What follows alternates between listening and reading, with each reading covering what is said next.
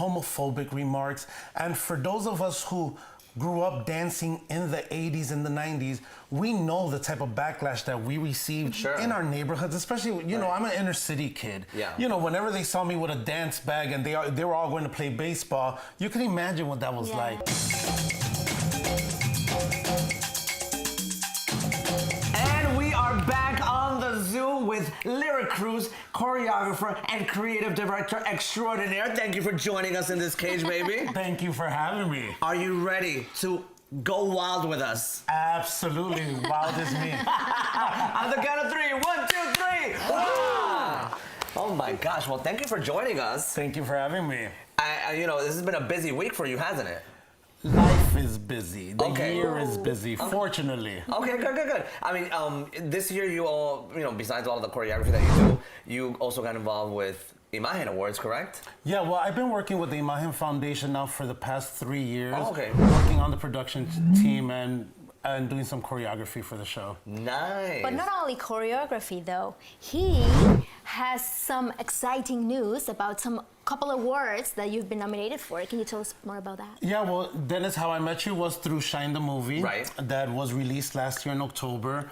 And through the choreography work that I did on Shine, I was nominated for a Cheetah Rivera Award in New York City. Wow. Look at Which that. happened in May. Yeah, listen, you know, when you go to these award shows, right, you always wonder, how is it going to feel if you don't win? Okay. And it feels like nothing. It feels like you won. You know, just because your name was mentioned amongst, you know, it was Shine next to Mary Poppins, next to The Nutcracker with Misty Copeland, and the fact that it was a salsa film and a Latin film, you know, that was a win in itself. It's an honor to be nominated. Yeah, absolutely. I'm just excited I'm sitting next to you because I have no rhythm, and I'm hoping that some of your natural talent. I was embarrassed to dance next to you. I could do like the Macarena, and that's it.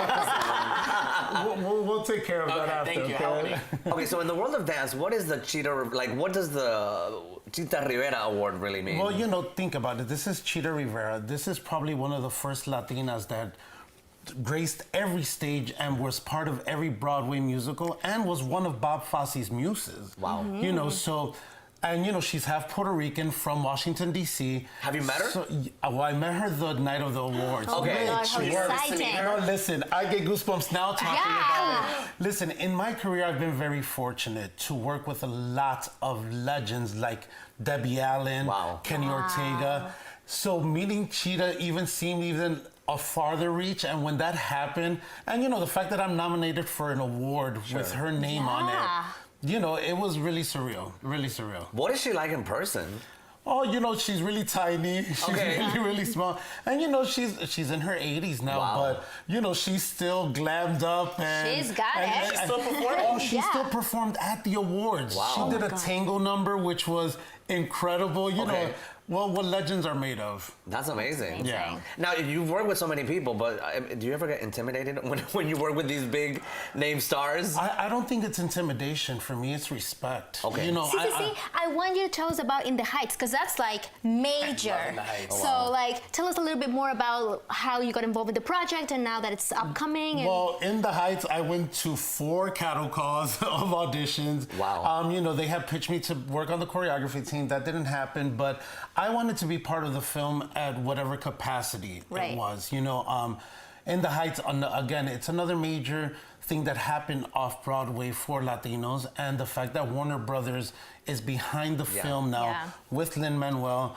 you know, I didn't care if I was just mopping the floor across the screen. You know, the point was to be in it. And, you know, and I have a funny story. After I kind of lost hope because they did auditions here and in New York. They ended up going with local hires in New York. But literally, production sent me an Instagram message at 5 in the morning to know if I was available the next day. Oh my gosh. We clear everything out with my agent by 11 in the morning, and I was on a flight by 5 in the afternoon to be in New York by 6 to go straight to set. You are kidding me. So exciting. That's exactly how that happened. Can you say who you choreographed? Or was it just some of the background? No, I'm a featured dancer in the film. Oh my goodness. Okay, I was like, wait, they auditioned the choreographers? No. I got in as a dancer. Whoa, oh my gosh, how exciting. Yes. Were you always a good dancer? Well, you know, listen, I'm Puerto Rican. I was born So it's in your blood. I was born into music, and I'm an art school kid. You know, Okay. this was I made this choice at 8 years old. Okay. You know, and I just turned happily 39. So you know, it's been a long time that I've been at it, and yeah, you know, I feel I'm pretty good at what I do. Yeah. And Have one thing you- I want to ask you about is the Good Morning America host, Laura Spencer, Yes. who faced some backlash for laughing at Prince George for taking ballet lessons. Yeah. Well, I'm going to tell you, I'm also going to honor the type of apology that she did, because she really rights her wrong, you know? But it's such a delicate issue because, you know, the way that things fall into bullying nowadays and homophobic remarks, and for those of us who grew up dancing in the 80s and the 90s, we know the type of backlash that we received Sure. in our neighborhoods, especially, you know, I'm an inner city kid. Yeah. You know, whenever they saw me with a dance bag and they were all going to play baseball, you can imagine what that was Yeah. like. So we're living in a day and age where it's just not acceptable to judge anyone, especially when it comes to something like that, and not on a national platform. You know, but I have to give her props because she really honored her wrong and she made it right. And you know what? Like what I think about when it comes to dancing, right?